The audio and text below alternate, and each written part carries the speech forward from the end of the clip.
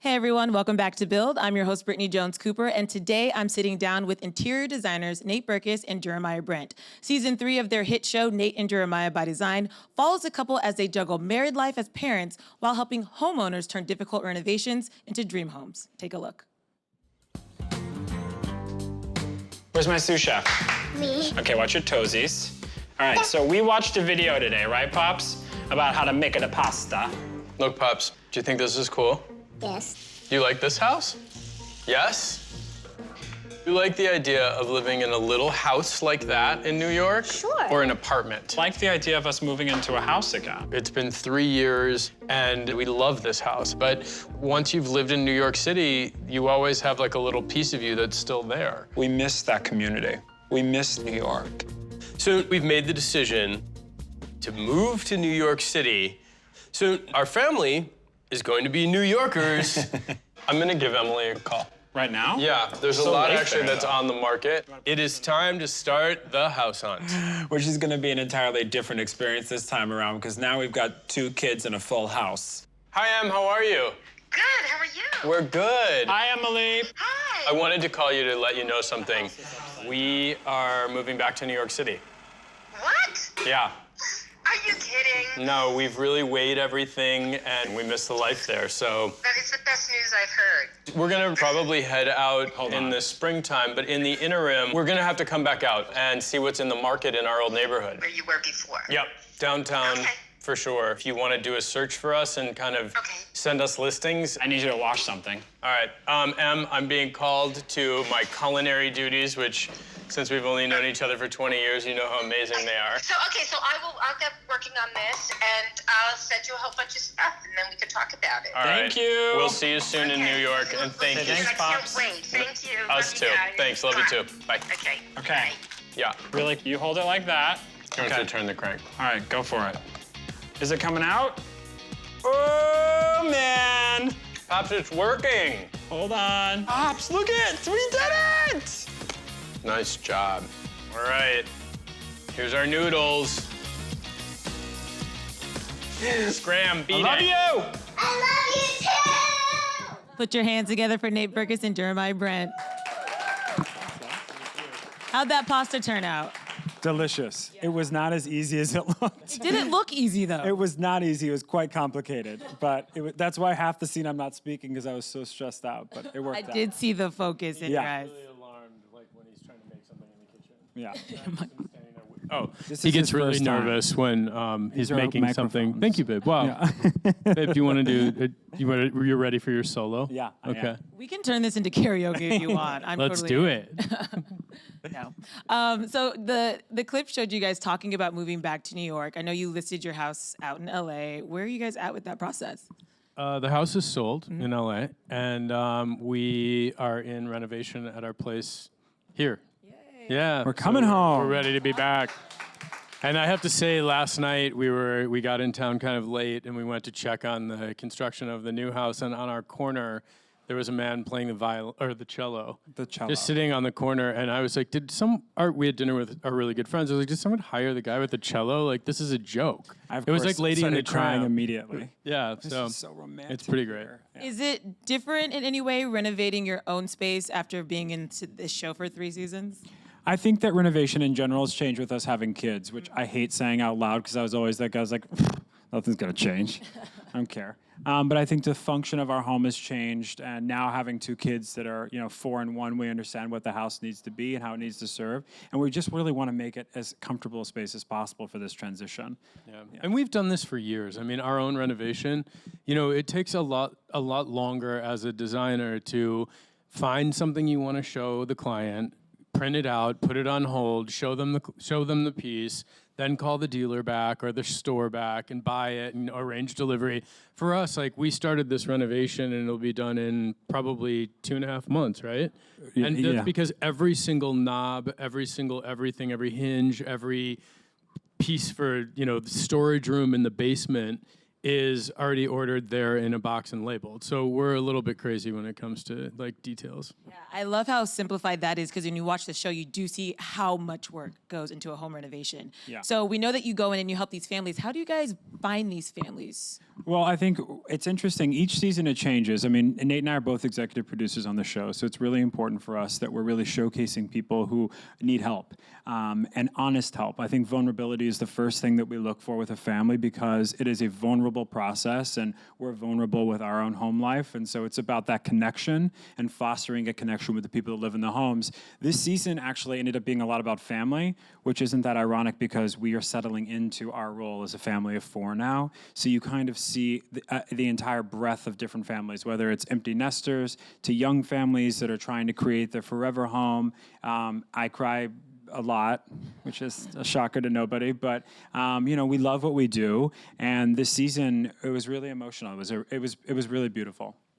I think I underestimate how emotional. I've never renovated a home, but Yeah. I watched obviously a couple episodes, and this means a lot to people. You really are changing lives. So the thing about Nate and Jeremiah by Design, we're in season 3, and I really feel like we hit our stride with the casting and with mining for stories, as Jeremiah was talking about.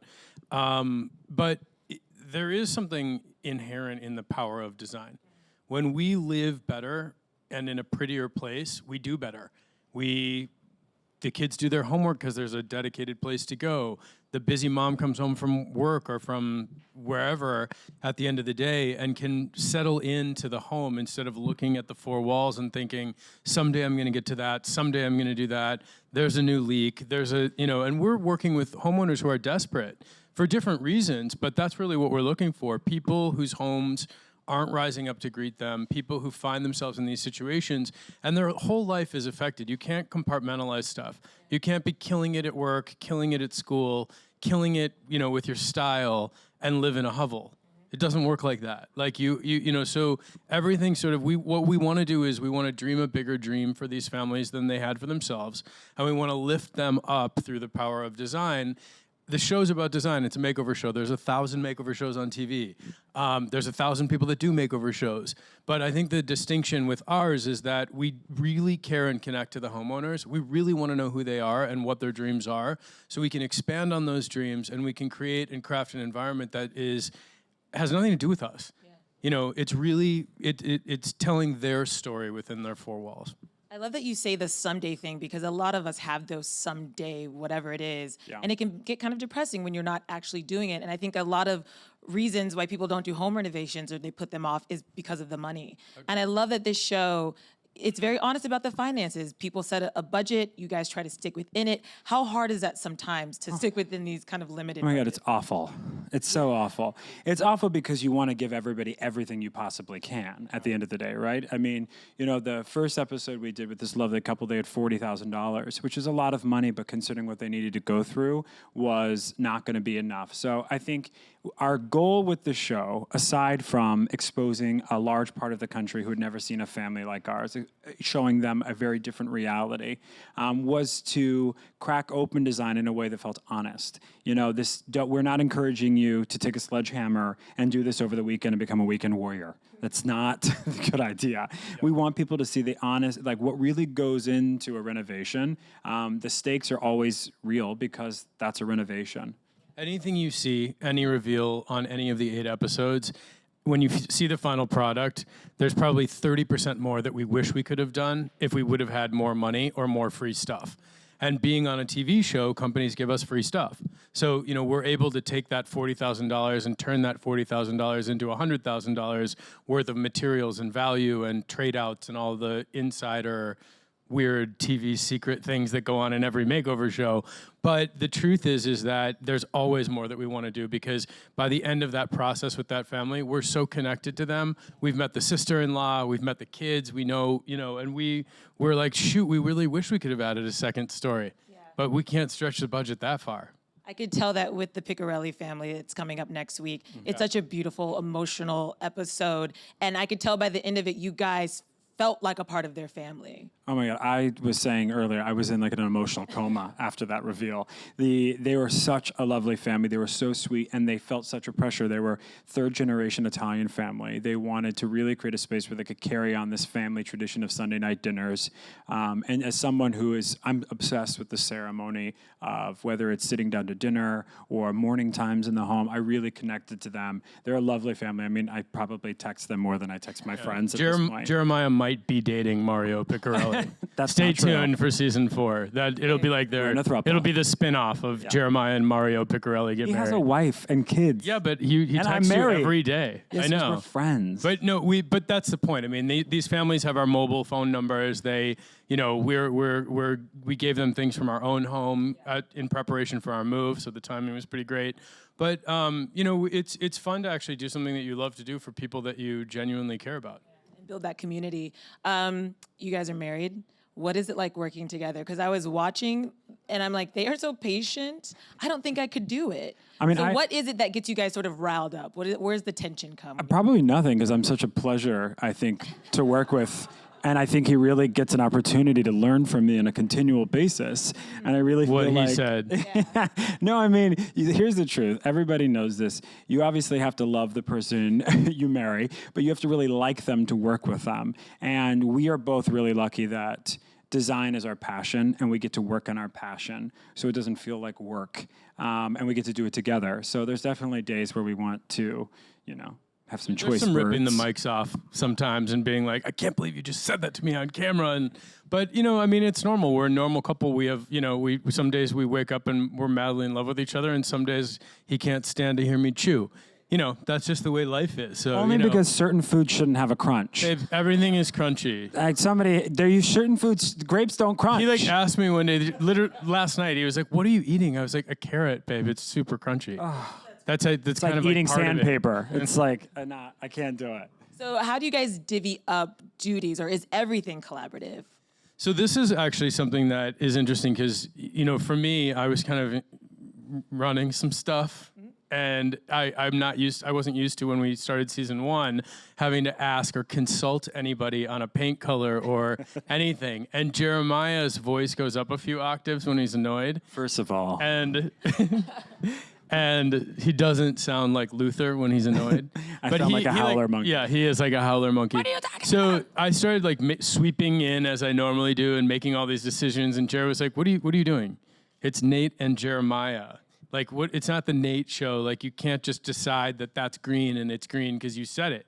So, the truth is there's more than one way to decorate a room. There's more than one right way. And in fact, there's many different ways. And I think it just boils down to the respect we have for each other as a couple, because it's first of all, we're working all day, we're filming all day together, then we're going home to 2 kids, 4 years old and under, 4 and 1, and I'm not going down. I'm not going down on the mountaintop over anything when you're with somebody 24 hours a day. I think like any married couple, we had to find a language, and we made a rule with each other that there's something that the person absolutely just doesn't want, it's off the table. It doesn't matter how hard the other person wants it. So whether it's a design decision, anything, if one of us is like, I really don't want this, then it's just we don't talk about it. That's moving on. Does the same go for the family that you're helping? If they're really against something, will you try to push? How do you manage that relationship? Because it's their home, but you guys are...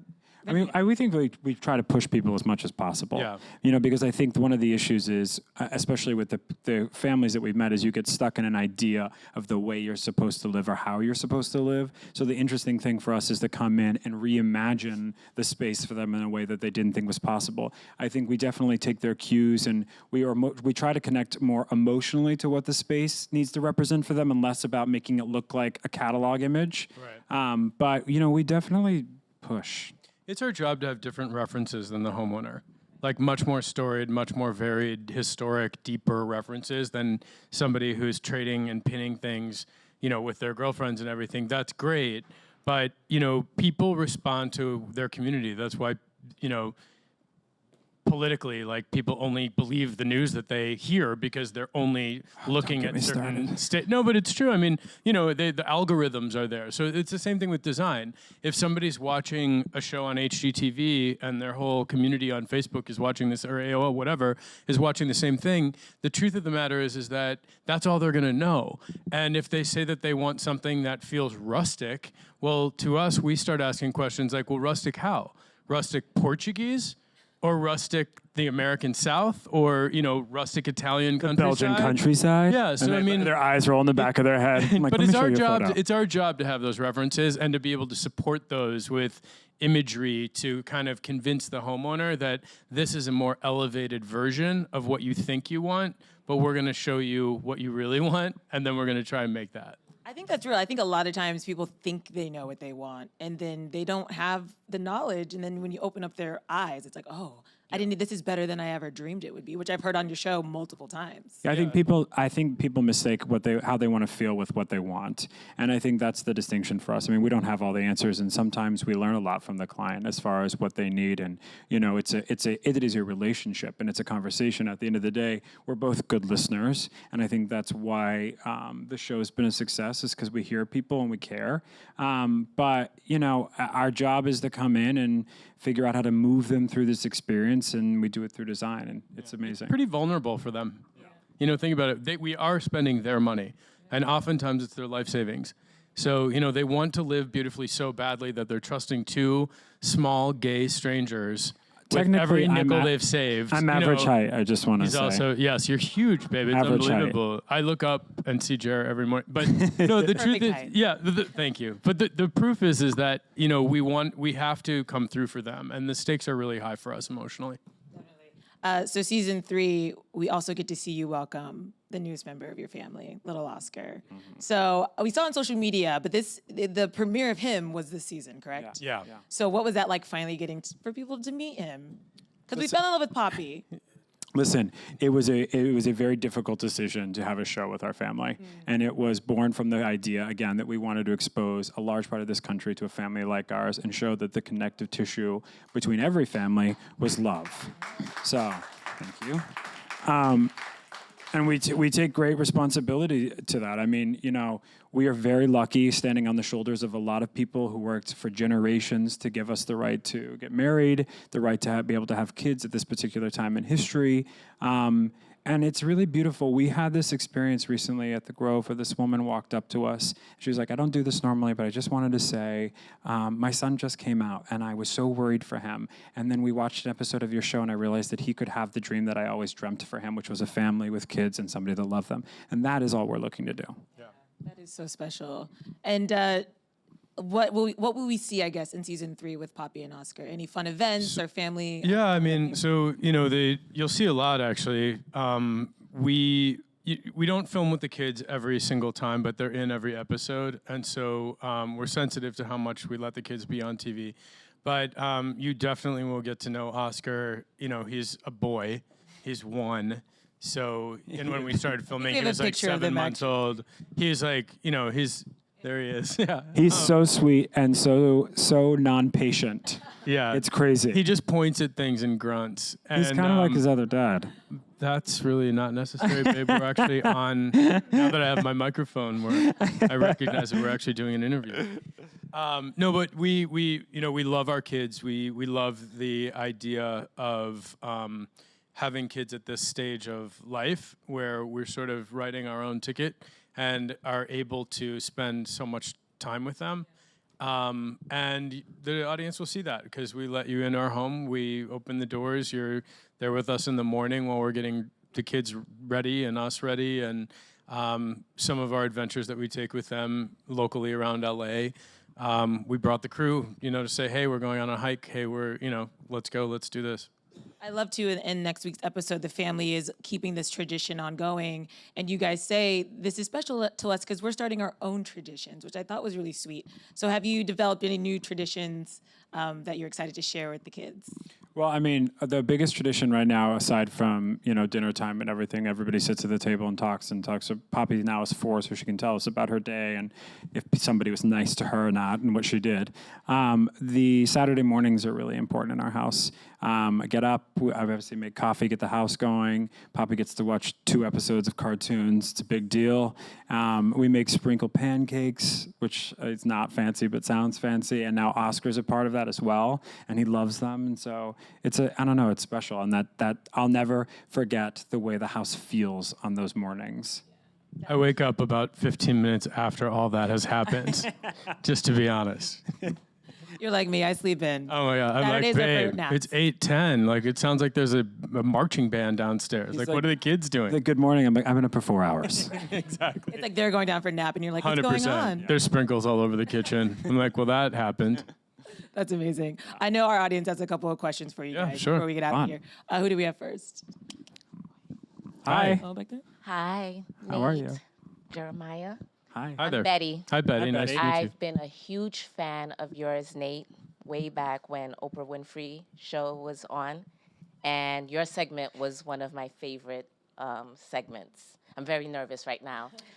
And I remember you, help redesign people's homes.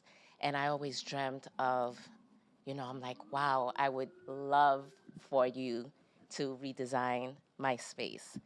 I came close to meeting you maybe 10 years ago at the Four Seasons Hotel. I waited tables there, and I served you one day, and I think I tried to either email you, contacted you, but I don't know. But it would be a dream come true if you could help me redesign my space. Where's your space? Uptown in the Hamilton Heights Okay. area. Well, Small we're two-bedroom. moving the show to New York City, hopefully next season. Yes. So I would we love. wait.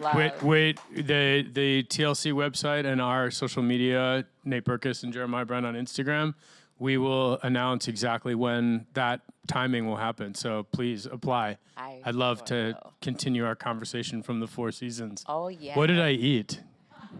More That was- importantly, what did he I not can't remember eat? 2 weeks ago. what I didn't can't. right? Exactly. Yes. Thank you Awesome. so My much. pleasure. All right. I love that the show would come to New York, so that's like a whole new world. Exactly. I mean, renovating New York City apartments is, whew. Yeah, and we're excited about the prospect of it, Yeah. outside of New York and the towns. And, it's interesting. Design, people are being impacted by design everywhere. So it's looking forward to it. Next question. Hi, my name is Debbie, Hi, and Debbie. my daughter made her first real estate purchase recently, an oversized one-bedroom apartment on the Upper East Side. So it's the oversized part that she doesn't know what to do with, and I was going to say, if you do not have the availability to look at a video and advise, is there any place online that she could look things up to get this kind of advice? That's a great question. There's an app called Hutch, which is actually a really interesting app where you can sort of pay per the level of advice that you want. And they have professional designers that will look at a floor plan and map it out.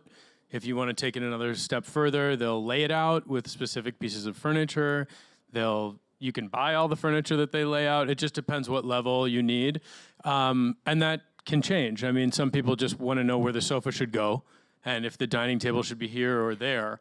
But I actually also do on my own Instagram a thing called Ask Nate, and where somebody sends in an image or a question or whatever, and I'll answer it myself. So, you never know. I'll tell her Debbie's mom. Please say mom. just Debbie's mom. Yeah, Debbie's mom. Debbie's daughter. Debbie's daughter. daughter. Exactly. I do have 3 friends who have used Hutch, and it is really incredibly helpful. And they ended up just basically buying the room. Yeah. Because it Yeah. was easier, and A they're lot like, of we people like do it, it. and they had the Totally. budget for it, and so that's really good Smart. Yeah. recommendation. Next question. Hey. Hi. Hi. I should mention that when I was younger, I wasn't allowed to watch TV, but I would watch Oprah with my mom, and so I knew Nate Berkus before I knew any other cartoon characters. How old were you? I was like That's okay. 5, Never mind. I No. think. Yeah. Don't worry about That's it. my favorite game. Young. My question is, I love seeing you guys design people's homes, but I think I love watching Poppy and Oscar more with you guys. Would you guys ever consider doing a show with just your family on TV? No. Yeah, I mean, first of all, thank you. Yeah, it means a lot. Thank you. Yeah. I think that it's a delicate balance. Our kids are getting older, so at some point it's going to be their decision whether or not they even want to be a part of it. We've loved what the show has been, and again, opening up our family to people, and the fact that people feel connected enough to them to come up and say hello, and people love Poppy. But I don't know. I think it's just right. I think we've hit just the right. Yeah, we're careful. We let the kids be on about 10% maybe of the time, and there's a reason behind that. And at some point, let's face it. I mean, our kids, I'm sure, will be in therapy just like everybody else's kids. Hey, and if it weren't for this and being on TV, it would have been for something else. But my mother didn't put me on TV, but I had to go talk to somebody about that. So, the truth is, that's just life. But I think at some juncture, I agree with Jer, and we've obviously discussed this as parents, but, at some juncture, it's their decision whether or not they want to be thrust into that lifestyle. And now they're still not really that aware of Yeah, what now that she is. still thinks it's funny. Yeah. Thank you. Of course, thanks. Next question. Hello. Hello, I'm Ellen. Hi, Ellen. My son just purchased a home. And obviously, after the purchase of the home, there's very little money left to fill the home. So my question is, what do you think the most important things are to put in your home first? It's a great question. I think you should start with the three most important things to you, what the most important part of your day is. I mean, if you bought a home and I'm assuming there's certain things that need to be changed. A lot can be solved with paint, obviously. The kitchen, it's easy to paint the cabinetry. I think the master bedroom is a really important place to start, which most people don't say. But I think it's the most important space because it's where you start and end your day. And if you wake up to that kind of beauty and go to bed to that kind of beauty, I think it makes a big difference in the way you maneuver through the rest of your day. I think it's also, the world's changed since interior design used to be this secretive, you had to have a pass, you couldn't get into certain buildings, you couldn't buy fabric. Now you can go on Etsy, you can go on eBay, you can go on anywhere, and you can find really wonderful things of really good quality for almost no money. Yep. Craigslist. I mean, it's kind of amazing what's really out there. And so my advice would be, I think it's important to have somewhere to sit. I think it's important to have somewhere to sleep. I think it's important. It doesn't have to be perfect, from the get-go. But don't buy temporary. Hold off and buy better. Even for our kids' nurseries, we went and started investigating children's furniture, and we were like, no, that's okay. I'm not spending, $800 on a changing table. That's insane. And it's like made out of paper mache. Yeah, it's what's like happening? junk made in China. Like we were like, no way. So we found a vintage chest of drawers and put a changing table top on it that we found online. And it's well built and and a beautiful piece of furniture that our daughter will have hopefully in her first apartment someday. So I'd rather hold off than everyone feels this pressure to fill everything right away and live the dream right away. But design is a process. It should take a little bit of time. Is your son single? He's living with his girlfriend. Oh, okay. I was going to say, because the first thing single guys do is buy a leather sofa for some And a reason. TV. He already has So the one. TV, the largest TV they didn't even know was possible, and some weird sofa that shouldn't exist. Exactly. Often with a cup holder. Yeah. And they're like, oh, look, it reclines. I'm like, oh. That's hideous. You know what else is a recliner? Your bed. I'm dying on the leather couch comment because that's the realest thing I've ever heard. And I don't understand. I know. It's an epidemic. Dudes Please love a help. leather. It's an epidemic. Yeah. Yeah. Because I think they think it's like, it's utilitarian, it's kind of edgy. You're like, it's not. It's macho. Yeah, It there you is go, macho. it's macho. It is macho. Before we go, we have one Twitter question. No Tides nor Rhymes wants to know, as a prospective homeowner, what's the best way to go about finding a renovation plan that fits within my budget? It's a great. So first of all, here's the trick about buying a home that no one says out loud. No one can possibly give you an accurate estimate of what it will cost to renovate a home until you own it and you're able to actually do exploratory work. You never know about termites. You never, which is a kind of a California thing. You never know about the mechanicals. Yep. You never know what's behind the wall. We put a contingency amount in every episode of our show because we just know that 10% to 20% of the budget is just going to be wiped out instantly from something we didn't see coming. And if it's not, then you still have 10 to 20% set aside. So it's always smart, I think, to really allocate your budget in a smart way. Right, then you buy a black leather sofa.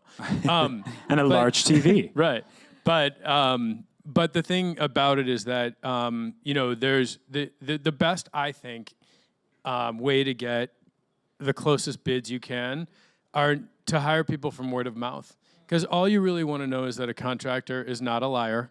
And when something went wrong, they knew how to fix it or came back to fix it. So I think the best way to identify somebody to come and bid the work, even when you're shopping for real estate and you want to bring a contractor with you, which you can do, is to ask around. And who's gone through a renovation who had a good experience. And I think the rules of 3 is really important. Always get 3 bids on everything. 3 different prices, 3 different companies. It's more work, it's more laborious, but it's important to educate yourself, and then you have the confidence to make the decision from there. Absolutely. That's such great advice. I don't own a home, but now I feel more prepared when I walk down that path. We'll come back when that happens. Please do. We're ready. Believe me, We I'm will. going to need the help. I can't express how much I love this show. Renovating a home is such a vulnerable thing, as you said, and the emotion that you guys put into this show, I can tell how much it means to you and how much fun it is and how many lives you're really changing on screen and off screen with the work you're doing. So thank you for the show. Our pleasure. If Thank you guys you. want to check out, you can watch Nate and Jeremiah by Design Saturdays at 9, 8 Central on TLC. Give it up for Nate and Jeremiah.